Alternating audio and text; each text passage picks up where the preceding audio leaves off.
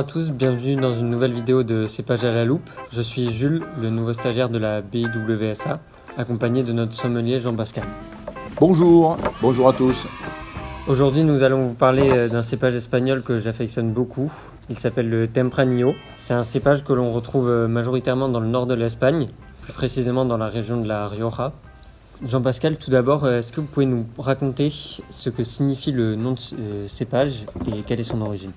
Oui, écoutez, c'est pas compliqué, c'est vraiment un cépage typiquement espagnol. Tempra, ça signifie précoce, tôt. Donc c'est un cépage qui mûrit assez rapidement.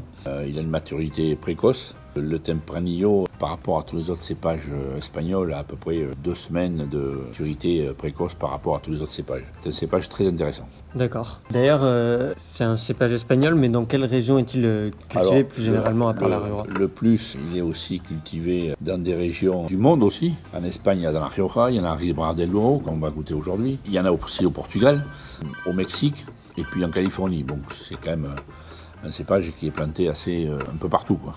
D'accord, donc généralement c'est plus dans des climats assez chauds et dans des pays qui bénéficient d'un climat ensoleillé. Complètement, c'est un cépage qui aime la chaleur, il ne craint pas la sécheresse, mais par contre il a besoin d'eau.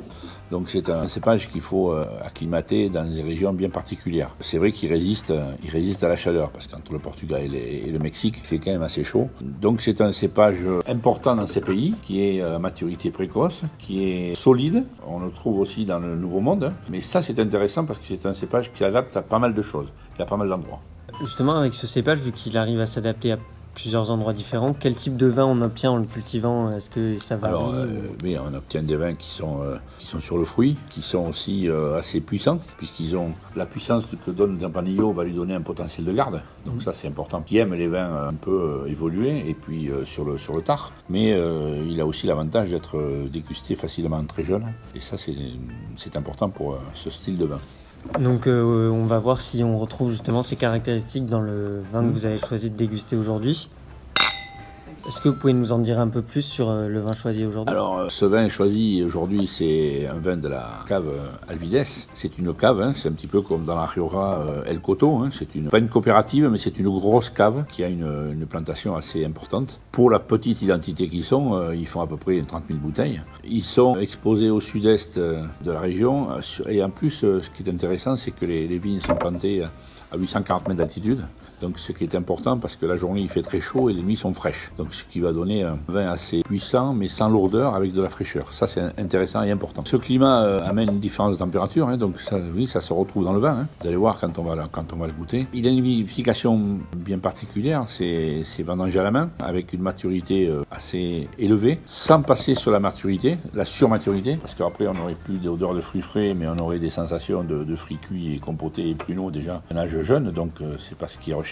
Il y a toujours un passage en bois du Tempranillo parce que c'est un cépage qui doit être dompté. Il est assez fougueux, donc il faut quand même l'arrondir. Et ce qui est important aussi, souvent dans ce vieillissement en bois, on utilise des barriques américaines. Pourquoi des barriques américaines? Parce qu'elles donnent un peu de sucrosité. Et ce cépage est tellement puissant et un peu rustique, hein, si on peut dire. La rondeur des bois américains l'assouplit et l'adoucit. J'ai un exemple, il y a 25 ans, 30 ans, Tempranillo dans la région de Rioja, passé 5 ans en barrique. D'accord. Pour pouvoir les dompter. Donc on n'avait pas les mêmes techniques de vinification, mais le vieillissement était beaucoup plus long.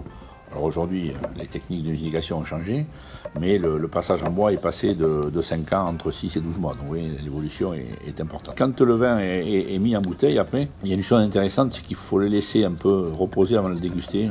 On préconise 4 à 6 mois après la mise pour pouvoir commencer à le déguster dans de bonnes conditions. D'accord, merci de toutes ces précisions. Est-ce que vous avez une préférence de dégustation pour ces vins de Tempranillo en température de service? Oui, alors moi ce qui est important, ce sont des vins qui sont puissants, ça fait 14,5 degrés. Vous allez me dire, c'est pas une exception, puisqu'à Bordeaux, maintenant, on arrive à avoir des vins aussi qui font 14,8, 15 degrés presque, avec le changement climatique. Donc ce qui est important de les servir, c'est qu'il ne faut pas dépasser 15 degrés. Plus on va vers les 18, 19, on va avoir l'alcool qui va ressortir et ça ne va pas être très agréable. Il faut qu'il y ait un équilibre, il faut qu'on sente la puissance, il faut qu'on sente le fruit, il faut qu'on sente le bois, mais pas qu'il y ait de distorsion là-dedans. Donc la température, 15 degrés, à mon avis, est idéale parce qu'elle maîtrise tout et tout ressort en harmonie. Donc ça, c'est important de ne pas servir les vins trop chauds. On va maintenant passer au service. On va voir si ce qu'on a dit est vrai. Exactement. On va voir. c'est bon. Alors qu'est-ce que vous pouvez nous dire d'ailleurs cette couleur là, qu'est-ce que ça vous dit ça? Sur une couleur quand même assez puissante, on presse sur le rubis. On a un disque quand même qui est plutôt plus framboise, un rouge assez léger. Que je vois aussi quelque chose qui n'est pas très brillant, c'est Ouais. un peu mat. Mais ça c'est le type du Tempranillo. On peut peut-être des fois le comparer au Merlot chez nous. Quand il a 2-3 ans comme celui-ci, la couleur devient un peu mat, un peu plus claire que le Cabernet, parce que le Cabernet c'est assez noir. Mais par contre il y a une belle tenue, c'est joli comme couleur, il y a une bonne densité, hein. C'est rubis mais c'est soutenu.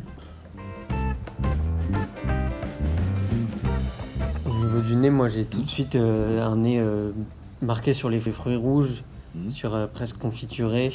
Voilà, moi j'ai surtout des fruits macérés, quoi. Oui, des fruits confiturés, Cuit macérés, cuits. cuit un peu au sucre, Exactement. voilà, un peu chaud même, hein. Oui. On sent un peu de chaleur. On sent presque le fond de la casserole quand la confiture est passée dedans. On a quelques touches d'épices quand même aussi Oui. derrière. Alors c'est extraordinaire parce que je connais très bien le Tempranillo, je l'apprécie beaucoup dans la Rioja. Et là on n'a pas du tout les mêmes sensations. Dans la Rioja on a quelque chose de beaucoup plus volubile. Là c'est un peu plus sur la retenue, je trouve. Hein. Vous avez l'habitude de goûter ces deux régions, mais c'est vraiment quelque chose d'assez retenu. Donc je pense que là, vous voyez, ça serait bien si vous achetez ça de mettre un petit peu en carafe pour exhaler les arômes. Parce que c'est un peu timide.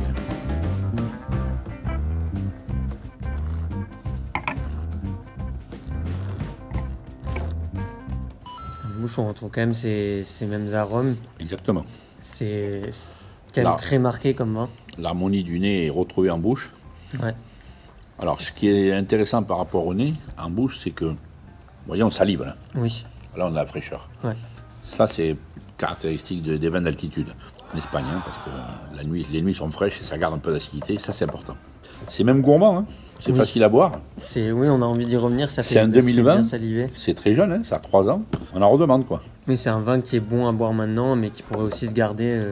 Ouais, je pense que ça, c'est les vins qui vont approcher entre 3 et 5 ans, quoi.